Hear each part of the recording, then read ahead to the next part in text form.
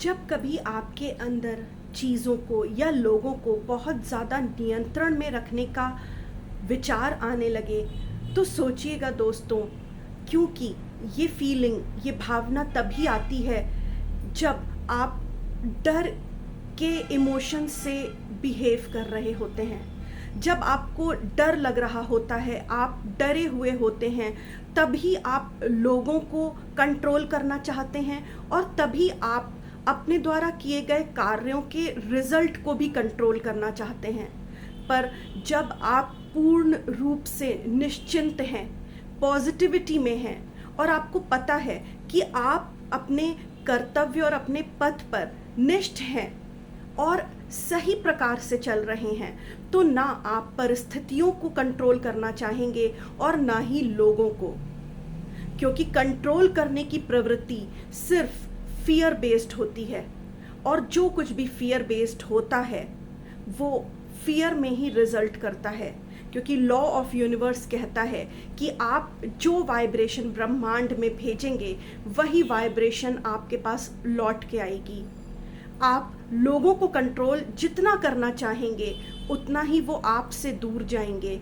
आप जितना ही परिस्थितियों को कंट्रोल करना चाहेंगे वो उतना ही स्पिन ऑफ हो जाएंगी, वो उतनी ही बिगड़ जाएंगी।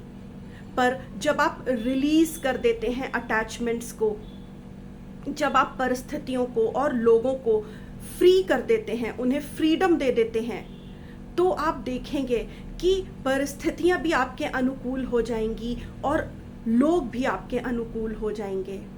और अगर इस कंट्रोल, इस पावर की भावना को आप नहीं छोड़ पा रहे हैं, तो आप इसके लिए एक छोटी सी होओपोनोपोनो की प्रार्थना भी कर सकते हैं। Join your hands, close your eyes and bow your heads and repeat after me। मेरे पीछे जो मैं कहूँ वो बोलिए। मैं 100% रिस्पॉन्सिबिलिटी लेता हूँ या लेती हूँ कि मैं लोगों को और परिस्थितियों को नियंत्रण में रखना चाहती हूँ। आई एम सॉरी, मुझे नहीं पता कि ये लोगों को कंट्रोल में रखने की भावना और परिस्थितियों को कंट्रोल में रखने की भावना को मैं अपने अंदर कब ले आई। प्लीज़ फॉरगिव मी कि मैंने चाहा कि लोग मेरे मन के मुताबिक बिहेव करें, वो मेरे कंट्रोल में रहें, वो मेरे नियंत्रण में रहें। मैं जो भी करूं उसका आउटकम भी मेरे कंट्रोल में रहे, हर परिस्थिति मेरे कंट्रोल में रहे, मेरे नियंत्रण में रहे। मैंने कभी किसी को फ्रीडम नहीं देनी चाहिए, मैंने किसी परिस्थिति को फ्रीडम नहीं देनी चाहिए, मैंने किसी व्यक्ति को फ्रीडम नहीं देनी चाहिए। इसके लिए मुझे माफ़ कीजिए।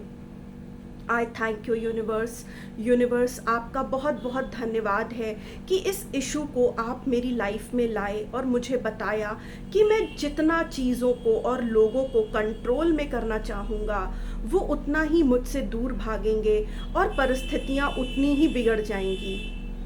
I am sorry, please forgive me, thank you, I love you universe, I love you कि आपने मुझे इस प्रेयर के माध्यम से ये दूसरा मौका दिया, ये सेकेंड चांस दिया कि मैं इस इशू को रिजॉल्व कर सकूं और एक नए नज़रिए से अपना जीवन यापन कर सकूं, जिसमें मेरी कोई इच्छा ना हो चीज़ों को कंट्रोल करने की, लोगों को कंट्रोल करने की और मेरे द्वारा किए गए कर्मों के फल को नियंत्रित करने की।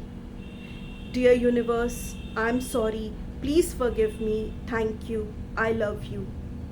और इसके लिए आप EFT भी कर सकते हैं, कराटे चॉप्स पॉइंट से शुरुआत करते हुए। हालांकि